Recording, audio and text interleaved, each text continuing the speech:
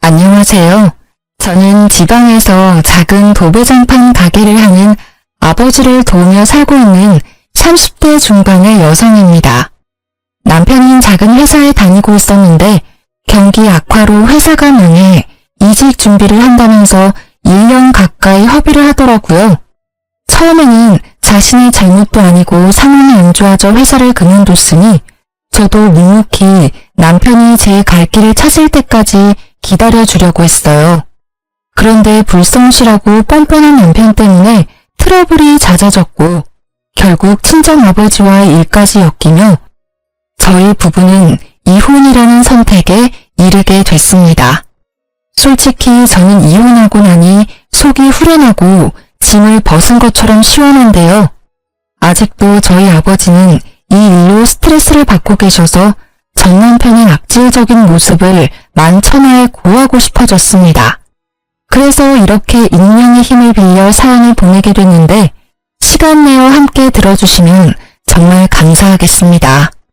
남편이랑 저는 친구의 소개로 만나 1년 연애를 하고 결혼했어요. 처음에는 외적인 부분은 마음에 들었지만 대화를 할수록 재미를 위한답시고 거짓말과 허풍을 떨길래 별로 믿음이 가지 않아서 안 만나려고 했습니다. 그런데 제가 마음에 들었는지 몇 달을 따라다니며 구애를 하는데 어느 순간 진심이 느껴졌고 결국 마음을 열게 되어 결혼까지 하게 됐어요. 지금 생각해보면 제가 처음 느꼈던 촉을 믿고 만나지 말아야 했는데 화려한 웅변의 소가 넘어간 것 같아 분하기도 하네요. 어쨌든 저희 부부는 결혼 후에 한동안은 평탄하게 살았어요. 경제적으로 자리를 잡고 아이를 낳고 싶었기 때문에 저는 학교 졸업하고부터 돕던 아버지 일을 더욱 열심히 도왔고 남편도 회사 일을 나름 성실하게 해내는 평범한 모습이었습니다.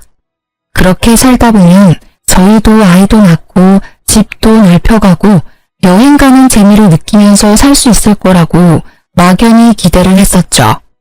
그런데 남편의 회사가 갑자기 망하면서 저의 소박한 꿈은 물거품이 됐어요. 남편은 원래 무역회사 영업일을 하고 있었는데요. 탄탄해 보이던 회사가 망한 게 충격이 컸는지 이제 영업 말고 평생 할 수 있는 기술을 배워야겠다며 자격증 공부를 준비하더라고요. 그러면서 지게차, 굴삭기, 용접 같은 것들을 알아보는데 저는 직업에는 귀천이 없고 오히려 전문적인 기술을 배우면 오래 써먹을 수 있으니 더 좋은 거란 생각에 완전 찬성했어요. 실제로 저희 아버지도 도배장판 기술로 먹고 사시니까요. 그래서 묵묵히 기다리며 지원을 해줬는데 퇴사 후에 1년이 다 되어가도록 아무런 성과가 없는 겁니다. 보통 자격증 공부를 하면 아무리 실무적인 거라도 필기나 실기 시험도 치고 학원도 다니고 하잖아요. 그런데 제가 일을 다녀오면 항상 늘어난 런닝바람으로 TV를 보거나 캔맥주를 먹고 있으니 답답하더라고요. 낮에는 뭐 하냐고 물으면 어디 학원을 다닌다, 공부를 한다 이렇게 대답은 잘하는데 솔직히 제가 다 큰 성인을 쫓아가면서 진짜 하는지 안 하는지 확인하는 것도 우스운 일이잖아요. 그래서 그냥 믿고 기다렸는데 시간이 이렇게 흐르다 보니 저도 더는 참을 수 없어서 며칠 아버지께 말씀드려 일을 쉬고 남편 뒤를 쫓아가 봤어요. 결과는 진짜 충격 그 자체더라고요.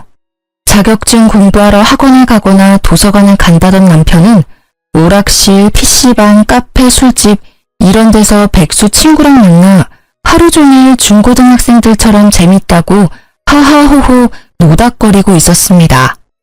어이가 없어서 그날 밤 남편이 잘 때 카드 내역을 뒤져봤는데 초반에 중장비 학원 한 달 다닌 것 말고는 학원 다닌 기록도 없더라고요. 정말 내가 이런 사람을 1년이나 믿고 기다려줬다니 너무 화가 치밀어서 꼬리를 잡은 다음날 바로 남편을 잡고 따졌어요. 왜 그랬어? 그동안 학원 다니면서 공부한다고 왜 거짓말을 했냐고. 당신이 애야? 나 다 알고 있으니까 속일 생각하지 말고 솔직히 말해. 여보, 어떻게 알았어? 어디까지 아는데? 그게 지금 할 소리야? 학원 다닌답시고 공부하는 척 해놓고 아무것도 안 하고 친구랑 놀러 다니는 거 내가 다 봤어. 됐냐? 아니 공부를 했는데 자꾸 떨어지니까 당신한테 말하기 쪽팔리기도 하고 그래서 조금 있다가 하자 한 게 이렇게 됐네. 그런데 진짜 내가 일부러 그런 건 아니거든? 나 얼마 전에도 불삭기 다시 배워보려고 학원 알아보고 있었어. 봐봐. 됐고, 당신 보니까 맨날 첫날 여기저기 돈 쓰러 다니던데 당신 나한테 용돈 받아 쓰잖아. 그래서 맨날 돈 없다고 징징거리면서 그 많은 돈이 대체 어디서 난 거야? 뭐 숨겨둔 비상금이라도 있니? 솔직히 말하면 봐줄 거야? 시끄럽고 빨리 말해. 미치겠네. 사실 나 기본급 올라서 퇴직금을 좀 더 받았거든. 그거랑 연차 안 쓴 거 모으니까 좀 되더라고. 그런데 이 정도는 자기 이해를 해줘야 돼. 요즘 애들도 공부하다가 스트레스 받으면 맛있는 것도 먹고 재밌는 영화도 보면서 좀 풀고 다시 공부하고 그러잖아. 리프레쉬. 몰라? 스트레스 받으면 머리가 더 안 돌아가. 헛소리 말고 남은 돈 지금 당장 다 내놔. 내가 관리할 테니까. 그리고 앞으로 한 번이라도 더 거짓말하면 나 진짜 가만 안 있는다. 아니 내가 벌어서 내가 받은 건데 왜 줘야 하는데. 그래야 네가 맘 잡고 공부를 제대로 하니까. 공부하기 싫어? 그럼 그냥 우리 아빠한테 와서 일을 배워. 기술 배우고 싶다며. 우리 아빠 하는 것도 기술이잖아. 야, 사위가 돼서 어떻게 장인어른 밑에 가서 일을 하냐? 남자가 자존심 상하게. 헛소리하는 남편이 너무 얄미워서 입을 잡아 뜯고 싶더라고요. 그래도 이 화상을 내가 선택했으니 그것도 내 업보다 싶어서 땅이 꺼져라 한숨을 쉬는 걸로 대체했습니다. 아니 남편의 말대로라면 그동안 공부 좀 끼적이다가 잘 안 되면 숨겨둔 퇴직금으로 돈 쓰는 재미를 느끼며 살았다는 거잖아요. 그러니 무슨 공부가 됐겠습니까? 그동안 남편이 갑자기 공부를 하겠다고 하니 답답했지만 제가 쪼으면 스트레스 받을까봐 말도 가려가면서 하고 맛있는 보양식도 해먹이고 뒷바라지라면 뒷바라지를 했어요. 그런데 이렇게 저를 속이고 뒤에서 탱자탱자 놀고 있었다니. 진짜 사춘기 아들을 둔 것도 아니고 왜 내가 이런 고통을 당해야 하나 싶어 욱하더라고요. 이런 제 마음도 모르고 꼴에 남자 자존심 운운하는 걸 보니 아직 철들려면 멀었구나 싶기도 하고 가슴이 답답했습니다. 그런데 저 혼자 이렇게 답답함을 느끼고 있자니 많이 억울하더라고요. 그래서 자기 아들이 세상에서 제일 잘난 줄 알고 있는 시무에게 연락해서 못난 남편의 모습을 까발리기로 했습니다. 욕하면서 제 속도 좀 시원해주고 싶었고요. 그래서 보란듯이 전화를 걸었는데 시무 반응이 대박이었어요. 여보세요? 어머니, 저 너무 속이 답답해서 하소연 좀 하려고요. 무슨 일이냐? 집에 뭔 일 있어? 네. 그 1년 동안 자격증 딴다고 회사 일 안 구하고 공부한 거 아시죠? 그런데 알고 보니까 제대로 공부도 안 하고 맨날 놀고 있더라고요. 진짜 중고딩도 아니고 나이 40 다 되어가는 사람이 이래도 돼요? 저 너무 답답하고 속상해요, 어머니. 아유, 난 또 뭐라고. 우리 아들이 학교 다닐 때 얼마나 공부를 잘했는데 요즘 속이 좀 답답했나 보지. 뭘 그런 거 가지고 전화씩이나 하니? 그냥 믿고 놔두면 제 밥벌이는 다 알아서 할래야. 두고 봐라. 조금 있으면 너 걔 앞에서 이렇게 징징댄 거 후회할 거야. 징징이요? 너무 섭섭해요, 어머니. 아니 저한테 돈 없다 해놓고선 퇴직금 남겨가지고 그 돈으로 오락실 PC방 다니고 있었다고요. 어머니 아들이요. 그러는 동안 저는 뭐 했어요? 맨날 일하면서 없는 돈 쪼개서 어머니 용돈 드리고 필요한 거 사다 드리고 그랬잖아요. 그런데 제가 속이 안 답답하겠어요? 너 지금 나 용돈 준다고 유세 떠는 거니? 어쨌든 우리 아들이 뼈 빠지게 일해서 모은 돈으로 살면서 준 거 아니야. 그리고 네가 온전히 나한테 돈 준 게 몇 번이나 된다고 그러니? 아무튼 우리 아들 크게 성공할 팔자니까 조금만 더 기다려줘. 아유 속 시끄러워. 끊는다. 어머니, 어머니! 최소한 미안해하지는 않더라도 부끄럽다는 반응은 기대했는데 황급히 전화를 끊어버리는 뻔뻔한 신호에 입이 쩍 벌어졌습니다. 남편은 옆에서 실실 웃으면서 콧노래를 부르더라고요. 요즘 세상에 남편들이 비상금 조금씩은 다 만들어둔다고 하지만 이직 준비한다는 명목으로 퇴직금을 종잣돈 삼아 미래는 아무것도 준비하지 않고 띵까띵까 놀았는데 이런 남편을 저보고 이해하고 더 기다리라니 어이가 없더군요. 그렇게 남편과 냉전 상태로 몇 주를 보냈어요. 제가 도저히 마음이 풀리지 않아 투명인간 상태로 무시하고 남은 돈을 다 뺏었더니 결국 남편도 백기를 들더라고요. 짜증이 잔뜩 섞인 목소리였지만 그래도 고분고분 친정아빠에게 가서 일을 하겠다고 선언을 하는 겁니다.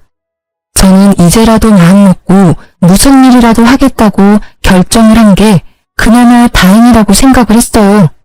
그리고 다른 사람도 아니고 친정아빠랑 같이 일하면 장인어른이 남편의 사장이 되는 거니까 이 사람도 조금 더 눈치를 보고 성실하게 일을 하지 않을까 하고 기대를 했죠.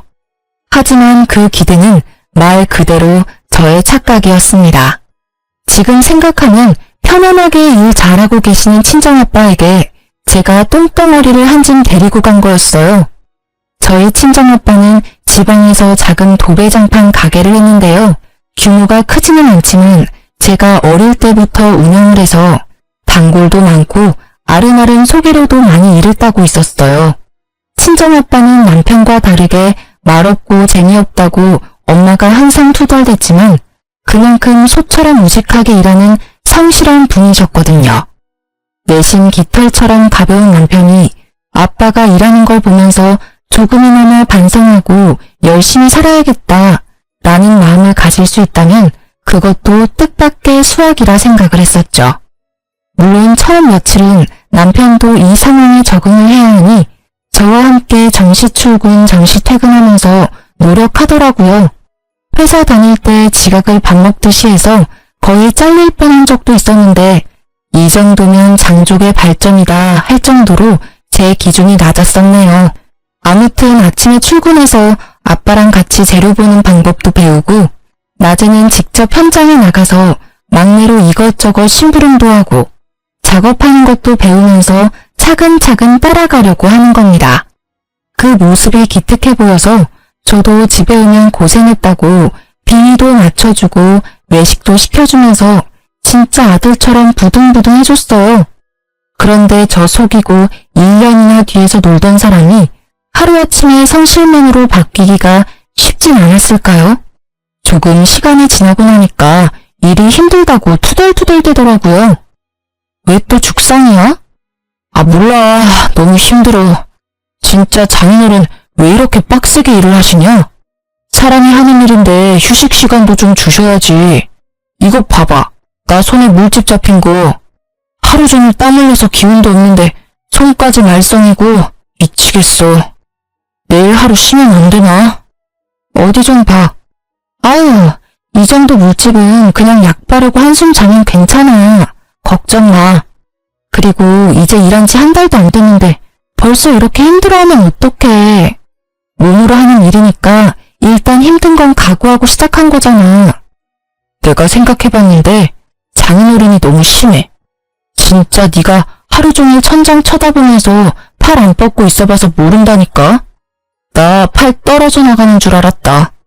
젊은 사람 맞다고 여기저기서 일 시켜놓고 부려먹으려고 눈이 벌게져 있는데 와, 이 돈 받고 내가 이렇게 해야 해? 처음이니까 당연히 힘들고 돈도 작지. 그럼 사위라고 편한 일 하고 돈도 많이 받을 줄 알았어? 무슨 일이든 손에 익으면 편해지고 돈도 많이 버는 거잖아. 여보 그러려고 회사 그만두고 기술 배우겠다고 한 거 아니었어? 아 몰라. 그냥 나 돈 받는 만큼만 일할 거야. 쥐꼬리만한 돈 벌려다가 내 몸 다치면 장인어른이 보상해준대. 어린아이 같은 남편의 불평에 헛웃음이 터졌습니다. 이렇게 나약해 빠진 사람이 무슨 기술을 배우겠다고 호언장담을 한 건지 진짜 이 사람을 믿고 평생을 살아도 되나 하는 의구심이 들 만큼 한심해 보이더라고요. 물론 하는 일이 힘들고 체력적으로 지칠 수는 있습니다. 그래도 정말 의지만 있다면 정신력으로 이겨낼 수도 있고 또 저희 친정아빠에게 진지하게 고민 상담하면서 일을 조율할 수도 있는 문제라고 생각했습니다. 그런데 남편은 힘들다면서 무조건 일을 쉽게 하려고 하고 돈이 작다는 핑계로 뺀질뺀질거리는 게 너무 눈에 보이더라고요. 옆에서 지켜보는 제가 봐도 툴툴대는 게 티가 나는데 하루 종일 같이 일하는 현장 분들이 좋아할 리 만무했습니다. 심지어 몰랐는데 남편은 같이 일하는 직원분들에게도 저희 친정아빠의 뒷담화를 어마어마하게 하고 있었습니다. 나중에 한 직원분이 퇴사를 하며 말해줘서 알았는데 진짜 사위 맞냐고 몇 번이나 물어볼 정도로 심하게 뒷담화를 했더라고요. 그냥 잘 모르는 일반 어른한테 해도 싸가지 없다고 할 정도의 발언을 사장이면서 장인어른인 사람을 대상으로 서슴지 않고 해대니까 곁에서 듣던 직원들도 기분이 안 좋았던 것 같습니다. 그러다 오랜만에 친정아빠가 회식을 주도해서 직원분들이랑 다 같이 고기를 먹으러 간 날이었어요. 오랜 단골집이라 서비스도 많이 나오고 화기애애하게 단백질 보충한다면서 좋은 분위기를 즐기고 있었죠. 고기에 술이 빠질 수 없다면서 소주랑 맥주도 거하게 시켜서 소맥도 말아먹고 식당에 있는 노래방 기계로 노래도 하고 그랬어요. 저희는 괜히 장인, 딸, 사위가 한 테이블에 앉기가 좀 그래서 다른 분들이랑 어우러져 떨어져 있었거든요. 그런데 갑자기 남편이 있는 테이블에서 큰 소리가 나는 겁니다. 야, 너 지금 뭐라고 그랬어? 이 새끼가 어른한테 못하는 말이 없네? 왜 이래요 갑자기? 소리 지르면 단 줄 알아요? 아니 내가 사장님 사위라 해서 가만히 듣고 있었는데 이 새끼 말하는 뻔세 봐라. 그렇게 돈 잡고 일하기 힘들면 그냥 안 나오면 될 거 아니야. 왜 열심히 일하는 사람들 기운 빠지게 물을 흐리고 있어? 누가 분위기를 흐렸다고 그래? 그냥 조용히 대화하자는 건데 아저씨가 지금 좋은 분위기 다 흐리고 있잖아. 이거 반말도 안 해? 그래, 막 가보자 아주. 너 임마 갈 데도 없고 할 것도 없는 거 불쌍해서 일 배우라고 사장님이 배려해 준 거 아니야? 그러면 가만히 가르쳐주는 대로 배우긴 할 것이지. 어디서 장인이 고집도 세고 융통성도 없다고 나불나불대고 있어? 진짜 부끄러운 줄 알아야지 젊은 사람이. 뭐라고? 이 아저씨가 미쳤나? 살펴보니 남편이랑 친정아빠랑 같이 제일 오래 일한 실장님 한 분이 고래고래 고성을 지르면서 싸우고 있더라고요. 이미 식당이 시끌시끌하던 소리가 쥐죽은 듯이 멎고 두 사람 싸우는 소리밖에 들리지 않았어요. 진짜 술에 취한 남편이랑 실장님이 주고받는 대화를 듣는데 너무 창피해서 얼굴이 빨개지던 거 있죠? 살짝 친정아빠 얼굴도 봤는데 이마에 주름이 잔뜩이었습니다. 부끄러움도 잠시 일단 진정하고 나오라며 남편의 팔을 잡아 끌었어요. 그런데 얼마나 무거운지 꿈쩍도 안 하더라고요. 진짜 미친놈아 제발 나와라. 궁시렁거리면서 부글부글 끓는 속을 다 잡고 있는데 실장님이 불쌍해 보였는지 한숨을 내쉬었어요.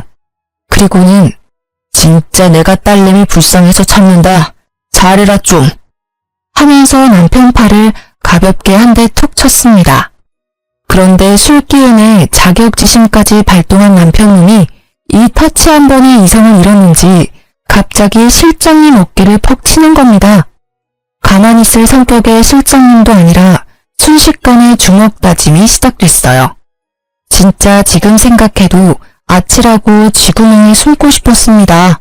평화롭게 고기 먹던 회식 장소가 아수라장이 되고 여기저기 비명이 들리고 난리도 그런 난리가 없었어요. 나중에는 누가 112를 불렀는지 경찰도 오고 그랬더라고요. 죄송합니다. 뭐가 죄송해. 여보, 사과하지 마. 뭘 잘했다고 큰 소리야? 빨리 사과드려. 먼저 친 건 이 아저씨인데 왜 내가 사과를 해? 정말 오래전부터 배운 실장님께 너무 죄송했어요. 친정아빠한테도 이런 못난 모습을 보여 죄송했고요. 그렇게 남편이랑 저랑 서로 사과하니 많이 다투고 있는데 옆에서 가만히 앉아있던 친정아빠가 입을 여시더라고요. 최 실장, 내가 대신 사과할게. 내가 덕이 부족해서 그래. 돈 잡고 일 힘든데 내가 잘 못 챙겨줘서 이런 일이 생긴 것 같아. 그래도 내 사위인데 자네가 좀 더 참았어야 하지 않나? 자네도 사과해주게. 친정아빠의 말에 실장님이 절대 못한다고 화를 엄청 내시더라고요. 옆에서 듣는데 저도 이건 좀 아닌 것 같다는 생각이 많이 들었어요. 그런데 아빠는 사위가 먼저라면서 편을 들어주시는 겁니다.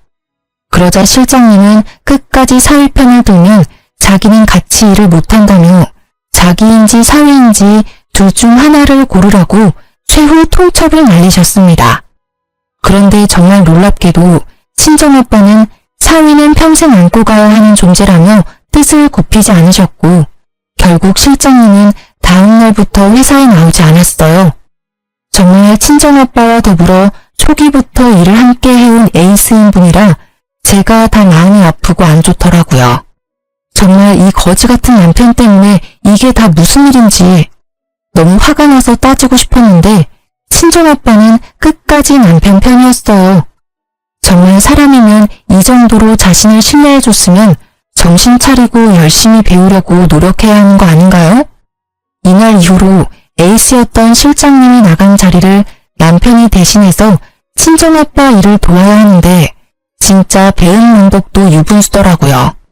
그냥 견적받으러 온 손님인데 괜히 잘 알지도 못하면서 이래라 저래라 훈수를 두니 손님이 짜증나서 그냥 가버리기도 하고 작업하러 가서도 마무리가 꼼꼼하지 못해서 다른 분들이 한 번 더 일을 해야 하는 골칫덩어리가 저희 남편이었습니다.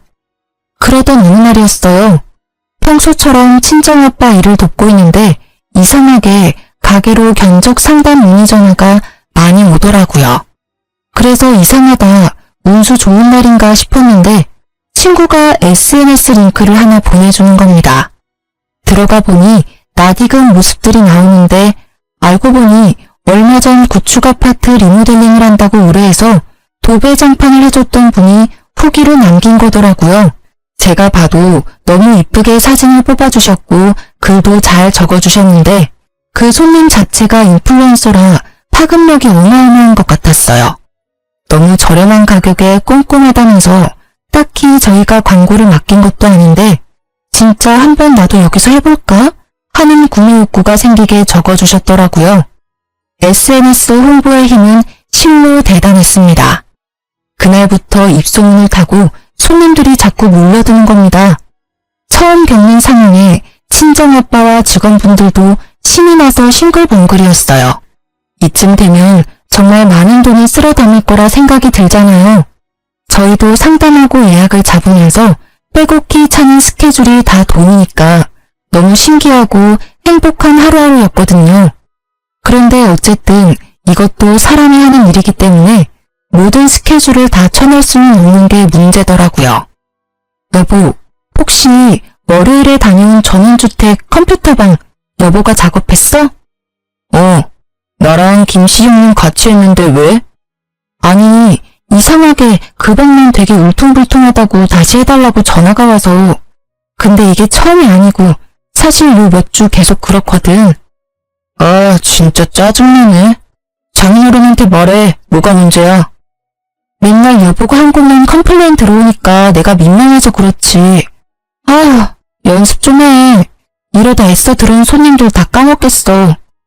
연습은 무슨, 일 다 배운 지가 언젠데 우연이겠지. 이거 봐라. 맨날 이렇게 몰아가니까 내가 길을 못 펴는 거 아니야. 그게 아니라 아빠가 안 해도 될 일을 계속 해야 하니까 그렇지. 돈도 돈이고. 아, 모르겠다. 알아서 해. 특히 에이스인 실장님이 나가고 나서 아직 한 명 묵도 못하는 남편이 그 자리를 메꾸기란 불가능한 일이었어요.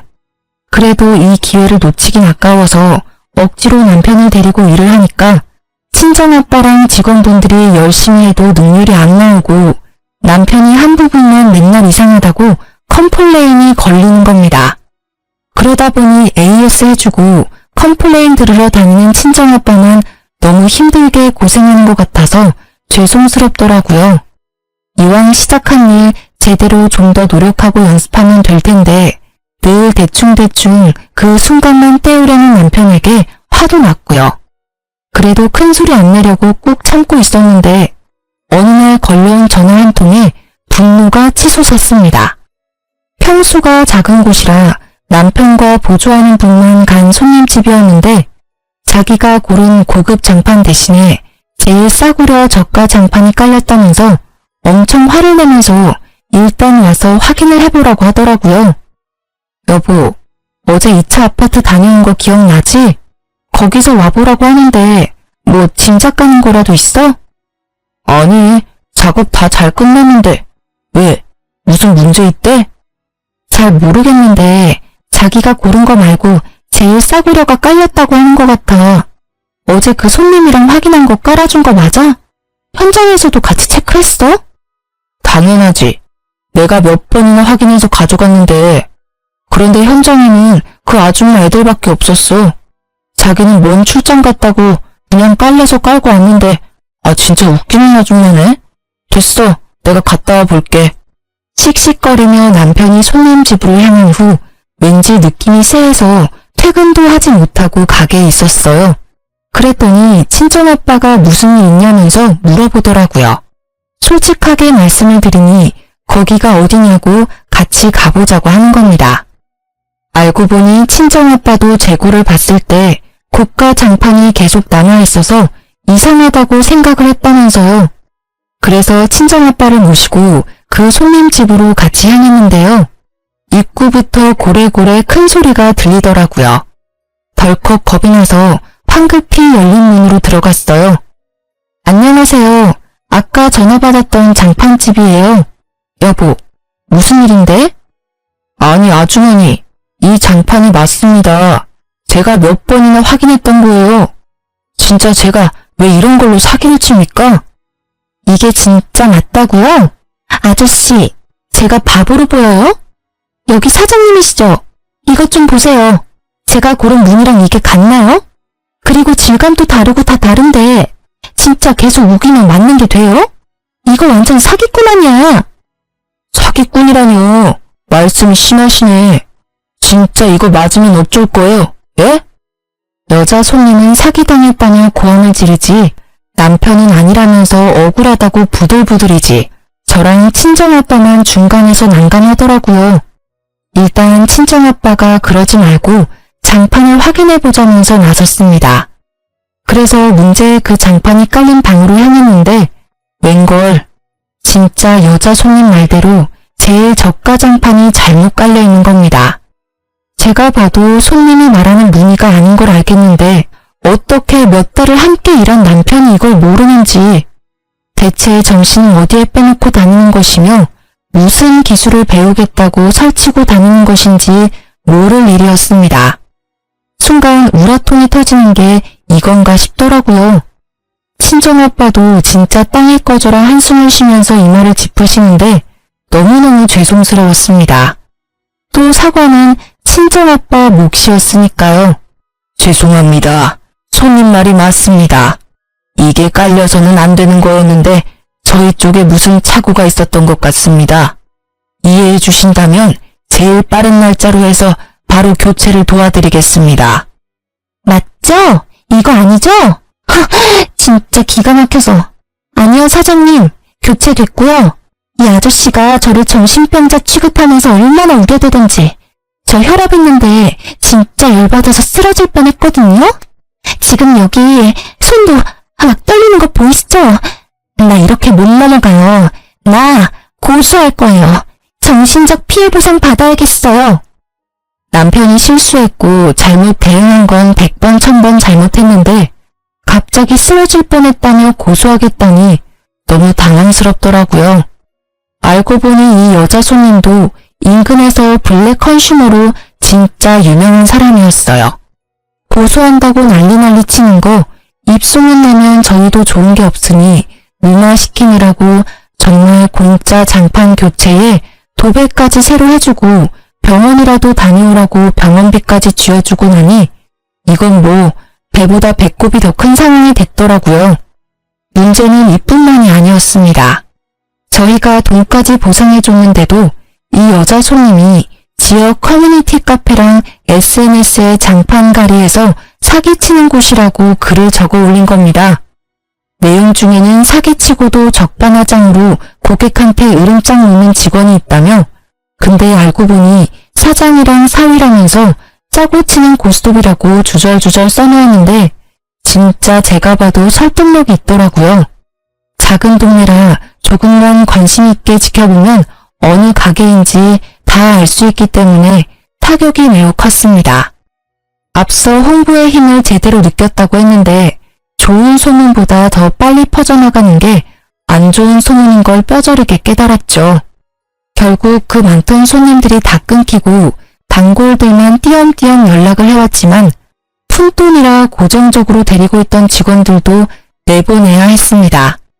그러니 결국에는 친정아빠랑 남편 둘만 남았는데 지질이 일 못하는 남편 데리고 도저히 작업이 안 되는 게 문제였죠. 이러다 가게 망할 판이다. 내가 우리 딸 꼬맹이 때부터 해왔는데 지금만큼 팔이 날린 적이 없었어. 이제 어쩔 거야? 죄송합니다, 장인어른. 근데 비 온 뒤에 땅이 굳는다는 말도 있지 않습니까? 지금 고비만 잘 지나면 또 단골이 있으니까 사람들도 금방 잊고 다시 시작할 수 있지 않을까요? 됐다. 나한테는 그런 좋은 말 해줄 사람 말고 진짜 일 잘하는 직원이 필요해.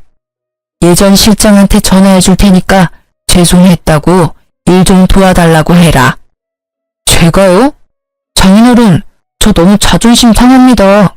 그 사람 많은 데서 저한테 화내고 소리치는 거 보셨잖아요. 제가 장인어른 하나뿐인 사위인데 저 욕하는 건 장인어른 욕하는 거예요. 모르세요? 네 자존심이 문제가 아니다. 나는 말만 번지르르하게 하는 사위는 필요 없다. 실장한테 사과 못하겠으면 그냥 네가 나가. 예? 저 나가면 누구 데리고 일하시게요? 네가 나가면 실장이 들어온다고 했어.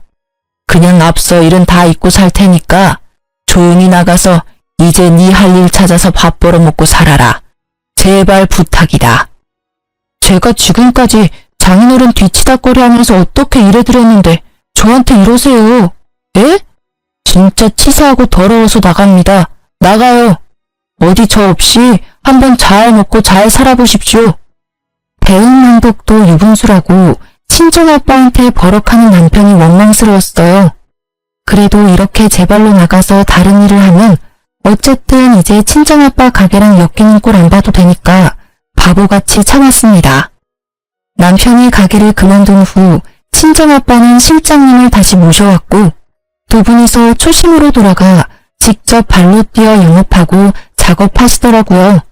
그러다 보니 워낙 평판이 좋았던 분들이라 곧 회복을 하긴 하셨습니다. 남편은 굴삭기 학원을 다시 다니고 싶다길래 제가 직접 끊어줬어요. 이렇게 조금 느리긴 해도 일상으로 돌아가나 싶었죠. 그런데 며칠 뒤 갑자기 큰 소리 뻥뻥 치고 나온 남편이 학원을 그만두고 다시 친정아빠 가게로 들어가야겠다는 겁니다. 갑자기 왜 또 이래? 아빠 가게에 반겨준 사람이 누가 있다고? 그냥 지금 배우는 거나 열심히 배워서 빨리 일할 생각을 해 좀. 당신은 알고 있었지? 장인어른 알부자인 거. 나 사실 회사 장부 봤어. 무슨 소리야? 설마 내 컴퓨터 파일 훔쳐봤니? 미친 거 아니야? 묵묵하게 혼자 왜 그런 짓을 했어? 아니, 분명히 내가 나올 때만 해도 금방이라도 망할 것 같았는데 쉽게 안 망하는 게 너무 신기한 거야. 비결이 궁금하기도 하고. 그래서 좀 찾아봤는데 장인어른 숨겨둔 현금이랑 부동산도 있으시더만. 지금 가게에 있는 상가도 장인어른 거고. 이런 걸 왜 나한테 얘기를 안 했어? 그게 당신이랑 무슨 상관이야. 우리랑 아무 상관없는 돈이야. 이렇게 어려울 때 대비해서 우리 아빠가 한 푼 두 푼 모아두신 거라고. 그리고 혼자 관리하기 힘드니까 딸인 나한테 부탁하신 거고. 그래서 이렇게 말하는 저희가 뭔데? 뭐 콩고물이라도 바라는 거야? 안 되겠다. 아무리 생각해도 내가 장인어른 이렇게 외면하면 안 될 것 같아. 우리 장인어른 사업 더 잘되게 도와드려야지. 하나뿐인 사위인데 내가 힘 닿는 데까지 도와드리는 게 사람 도리지. 아니 당신이 뭘 도와준다고 그래. 지금까지 아빠한테 패만 끼쳤는데 당신은 그냥 아무것도 안 하고 다른 일 하는 게 도와주는 거야. 몰라? 진짜 아무것도 모르는 3살 어린아이가 봐도 남편이 친정아빠에게 빌붙으려고 하는 걸 알았을 겁니다. 너무 속이 훤히 보이는데 아니라고 하니까 우습더라고요. 그래도 혼자 단꿈에 빠지는 것까지 막을 순 없으니까 이렇게 무시하고 있으면 양심껏 포기할 줄 알았어요. 자기가 그 가게에서 얼마나 많은 사고를 쳐댔는데 어떻게 그걸 물려받을 수 있을 거라고 생각을 하는지 제 일반적인 상식으로는 이해가 잘 안 가더라고요. 그런데 사람이 한번 헛된 꿈을 꾸니까 폭주 기관차처럼 그 생각에만 몰두해서 현실로 돌아오지를 못하는 겁니다. 이 와중에 손님 떨어진 가게를 수습하느라고 저렴한 가격으로 밤낮 없이 일하던 친정아빠는 결국 과로로 쓰러지기까지 하셨어요. 단순한 피로 누적이라고는 했지만 연세도 많으신데 이렇게까지 고생을 하시니 딸인 입장에서 너무 걱정스럽더라고요. 그래서 남편이랑 바로 용돈이랑 먹을 걸 챙겨서 병문안에 갔는데 이 눈치 없는 남편님은 거기서도 뻔뻔한 말을 계속하던 거 있죠.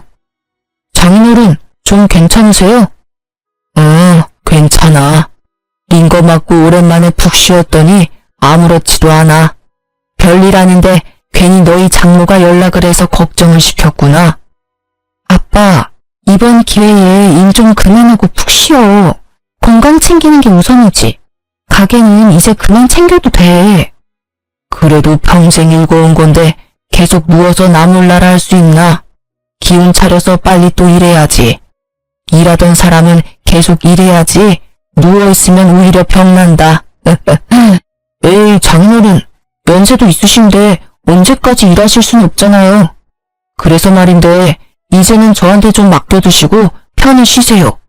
제가 정말 정신 차리고 장인어른 대신 열심히 해볼게요. 저 결심했습니다. 제가 장인어른 가게 물려받겠습니다. 순간 귀를 의심했습니다. 어쩜 이렇게 사람이 뻔뻔할 수 있는지 제가 다 부끄럽더라고요. 친정아빠도 황당했는지 날선 눈에서 레이저가 막 나오는 것 같았습니다. 나는 자네한테 물려줄 생각 털끝만큼도 없네. 꿈도 꾸지 마라. 내가 계속 기회를 줬지만 자네는 별로 고마워하지도 않았잖아. 그냥 여기서 그만두고 자네한테 맞는 다른 일 찾아서 하게. 제가 뭘 그렇게 잘못했다고 그러세요? 너무 섭섭합니다. 정말 저 나름대로 열심히 노력했다고요. 노력? 뭐든지 대충대충 수박 겉핥기처럼 하는 그런 걸 요즘은 노력이라고 하나? 어쨌든 나는 말했어. 내 가게 자네한테는 절대 못 물려줘. 꿈깨. 어이씨, 진짜 너무하시네요. 그럼 제가 그동안 일하면서 영업해서 따온 것들도 있으니까 그거에 대한 성과금은 주세요. 제가 너무 억울해서 그거는 따로 받아야겠습니다. 뭐, 성과금? 진짜 듣자 하니 기가 차서 말이 안 나오더라고요. 어쩜 사람이 이렇게 뻔뻔하고 양심에 털이 날 수 있는 걸까요? 이 새끼를 어떻게 처리해야 하나 고민하고 있는데 설상가상 친정아빠는 남편의 헛소리에 스트레스를 받아서 갑자기 숨까지 헐떡이시는 겁니다. 너무 놀라서 간호사를 막 부르는데 남편은 그 와중에도 아랑곳하지 않고 계속 억울하다며 혼잣말만 하던 거 있죠.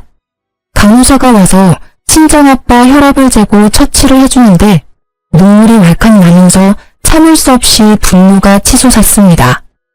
야, 미친 거 아니니? 지금 이 상황에서 성과금 얘기가 나오고 너 억울한 것만 자꾸 생각이 나? 진짜 어이가 없다. 내가 미쳤다고 너를 아빠 가게에 붙여줘서 우리 아빠만 이렇게 마음고생하게 만들었는지 모르겠어. 진짜 나 정 떨어져서 너랑 같이 못 살아. 이혼해. 뭐? 이혼? 갑자기 이혼은 또 무슨 소리야. 이혼이 그렇게 쉬운 거야? 다들 나한테 왜 이러는 건데. 너무 빡쳐서 제대로 일도 안 했으면서 돈에 미쳐 뻔뻔하게 헛소리하는 남편에게 이혼을 통보했습니다. 남편은 갑작스러운 이혼 통보에 난리를 피더라고요. 그때 친정아빠가 거친 숨으로 남편에게 소리쳤습니다. 내가 진짜 내 딸 때문에 참고 참았는데 이혼한다니 속이 시원하다. 내가 자네 하나 때문에 정신적 물질적으로 입은 손해가 얼마인 줄 알아? 그런데 뭐 가게를 물려받겠다. 성과금을 달라. 간호사 선생, 나 바로 퇴원시켜 주시오. 변호사 선임해서 저놈한테 손해배상 청구해야 하니까. 뒤늦게 정신 차린 남편이 울며 불며 매달렸지만 저의 부녀는 내 사람에게는 한없이 잘해줘도 한번 문 밖에 나가면 가차없는 스타일이었습니다. 그래서 바로 변호사를 선임해서 이혼 진행을 밟고 아빠도 그간 가게 일을 같이 하면서 겪었던 일을 정리해 손해배상 청구를 하면서 뻔뻔한 남편의 행태를 고발했어요.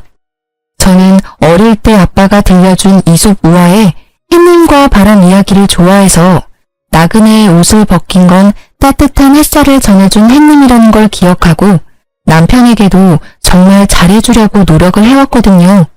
그래서 1년 동안 저를 속이고 탱자탱자 놀았던 것도 눈 감아주려 했고 친정아빠가 하는 가게를 무시하면서 마지못해 일하던 것도 이해하려 했어요.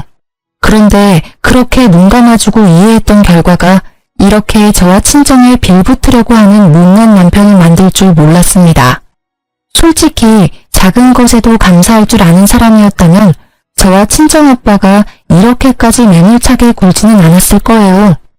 우냐우냐 하며 어쨌든 내 사람이니 품고 가려 했을 겁니다.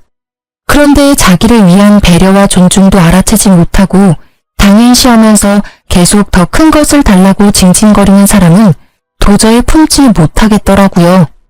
결국 그렇게 저희는 이혼하게 됐고 저는 친정아빠에게 죄송한 마음에 더 열심히 일을 도우면서 작업하는 것도 배우고 있어요. 처음에는 여자가 험한 일 하면 안 된다고 하시던 아빠도 평생 먹고 살 귀한 기술이니 배우고 싶다는 제 말에 수긍하시면서 오히려 배울 자세가 되어 있으니 체격만 큰 전남편보다 훨 낫다고 저를 칭찬하시더라고요. 그렇게 사이좋게 부녀가 일을 하고 있답니다. 전남편은 들리는 소문에 아직 백수라 시모한테 붙어 산다더라고요. 시모는 잘난 아들이 다시 품에 돌아왔으니 기뻐하면서 지금쯤 생활비 한 푼 안 주는 40 다 된 아들 끼고 오손도손 깨볶으면서 잘 살고 있겠죠 뭐. 뭘 해도 잘 될 팔자의 아들이니 저보고 보석을 놓쳤다고 비웃을지도 모르겠어요. 그래도 하나 분명한 건 아들 때문에 1000만 원을 잃었다는 건데요. 남편은 저랑 이혼하고 친정아빠랑 소송을 진행했는데 결국 사업장에 피해를 입힌 게 입증이 돼서 1,000만 원을 물어주라는 판결을 받게 되었습니다. 그런데 개털인 남편이 갑자기 어디 그런 돈이 있나요? 결국 시모가 아들 앞길 막힐까봐 전세금을 빼서 줬다고 들었어요. 솔직히 그동안 친정아빠가 평생 일궈온 가게 망할 뻔한 거 생각하면 2배, 3배로 받아도 시원찮지만 뻔뻔한 남편과 아들밖에 모르는 시모에게 아주 적절하게 금전 치료해준 것 같아서 속이 후련합니다. 친구들도 모두 제 이야기를 듣더니 이혼 너무 잘했다며 위로해 주더라고요. 앞으로 100세 시대인데 피 한 방울 안 섞인 다 큰 성인 아들을 제가 왜 데리고 살면서 교육시켜야 하냐면서요. 제가 생각해도 저도 모자라 저희 친정아빠에게까지 남편을 가르쳐달라고 한 게 죄송스럽고 잘못된 선택이었구나 싶어요. 혹시라도 저처럼 아들처럼 철없는 남편을 두고 교육시켜서 데리고 살아야겠다는 분들 계시다면 뜯어 말리고 싶어요. 사람은 쉽게 변하지 않더라고요. 제 이혼 이야기는 여기까지입니다. 들어주셔서 감사해요.